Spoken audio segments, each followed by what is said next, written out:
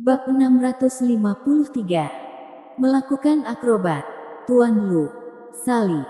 Kenapa pacarmu keluar dari mobil? Melihat Louis, Lu tiba-tiba membuka pintu mobil dan keluar. Sedikit kecemasan muncul di wajah Junko Ishihara dan dia menoleh untuk melihat Sally Liu.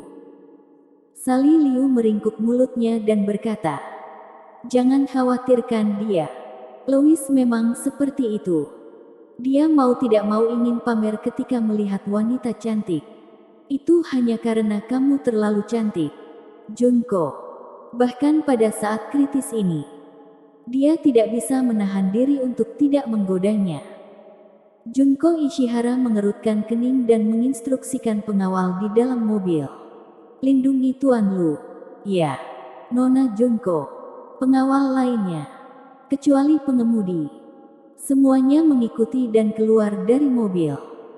Kenneth Hang awalnya mengira bahwa Louis Lu juga pengawal Junko Ishihara.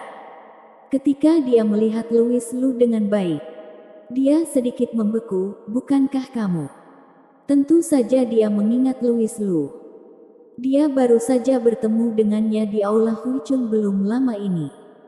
Meskipun tidak banyak percakapan di antara mereka berdua. "Margaku Lu. Louis Lu." "Halo Tuan Lu. Kenapa kamu bersama dengan putri keluarga Ishihara?" Kenneth Hang bertanya dengan heran. "Hanya menumpang." Louis Lu menjawab dengan acuh tak acuh. "Menumpang?" Kenneth Hang menatap Louis Lu dengan ekspresi aneh. "Orang di dalam ini adalah putri dari ketua persatuan Seian. Bagaimana dia bisa memberikanmu tumpangan dengan mudah?"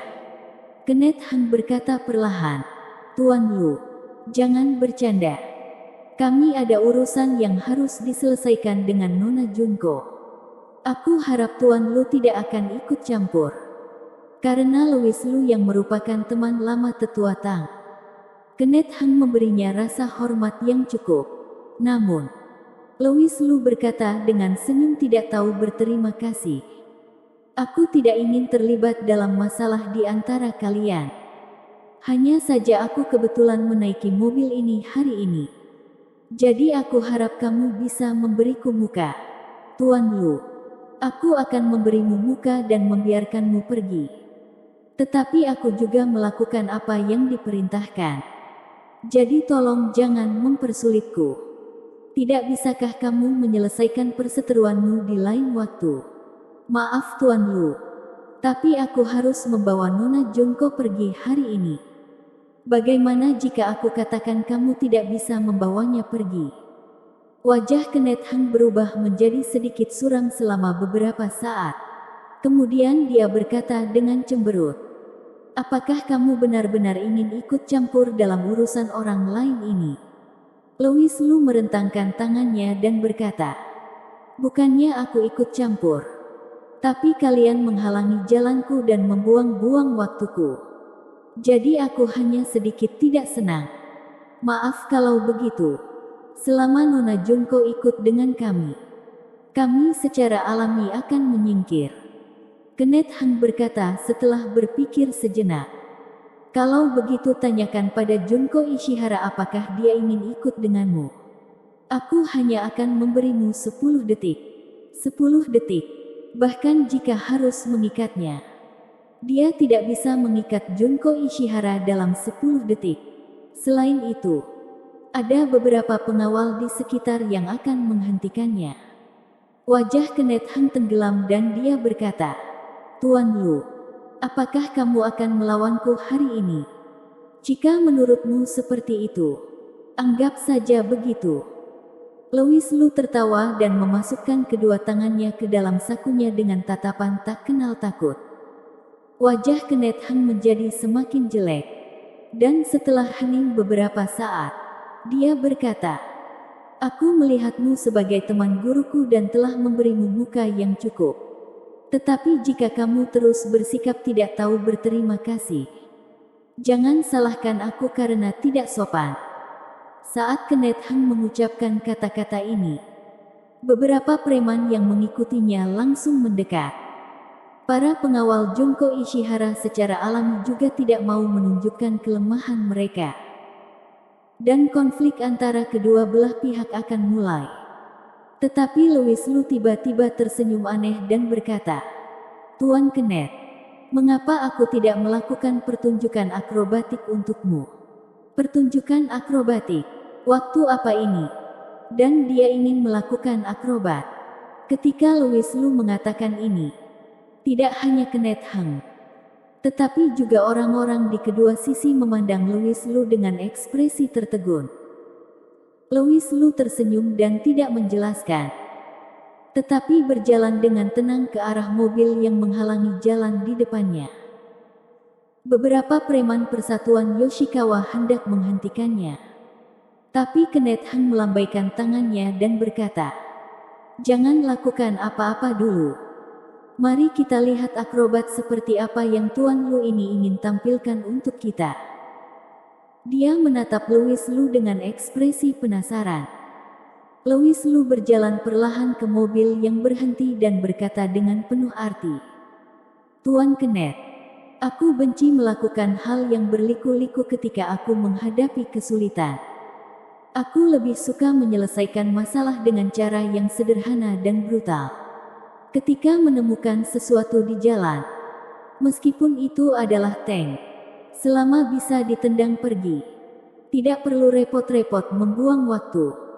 "Kamu setuju kan, Tuan Kenneth?" Kata-kata Louis Lu jatuh. Sebuah tendangan kaki keluar. Ada ledakan yang keras. Hanya terlihat di tempat mobil yang tadinya menghalangi tengah jalan menjadi lubang besar dengan kekuatan tendangan Louis Lu.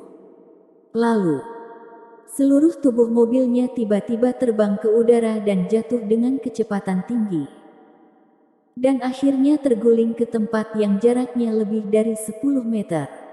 Dengan bagian-bagiannya berserakan di mana-mana.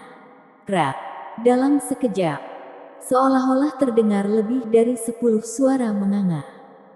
Louis Lu berkata dengan senyum tipis seolah-olah dia telah melakukan sesuatu yang biasa. "Maaf semuanya. Begitulah cara aku bertindak. Tidak perlu terkejut." Sambil mengatakan itu, dia berjalan kembali. Para anggota persatuan Yoshikawa tanpa sadar mundur ke samping. Dahi mereka berkeringat dingin, dan mata mereka tertuju pada kaki Louis Lu. Satu tendangan telah menghancurkan sebuah mobil dan membuatnya terbang begitu jauh. Ini bukan kaki. Ini jelas adalah Optimus Prime. Jika tendangan ini mengenai tubuh seseorang, bukankah dia akan hancur berkeping-keping? Tidak bisa diprovokasi. "Tuan Kenneth, bisakah kita pergi sekarang?" Louis Lu sudah kembali ke Kenneth Heng dengan senyum tidak berbahaya di wajahnya. Begitu cerah dan murni sehingga tidak mungkin untuk dipahami. Glek. Punggung Kenneth sudah basah oleh keringat, dan tenggorokannya kering.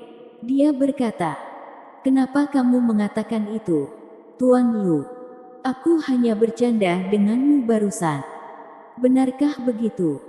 "Kalau begitu harga lelucon ini agak besar. Mobil barusan mahal, kan?" Louis Lu berkata sambil setengah tersenyum. "Tidak, tidak. Aku sengaja mengendarainya ke sini untuk menghibur Tuan Lu.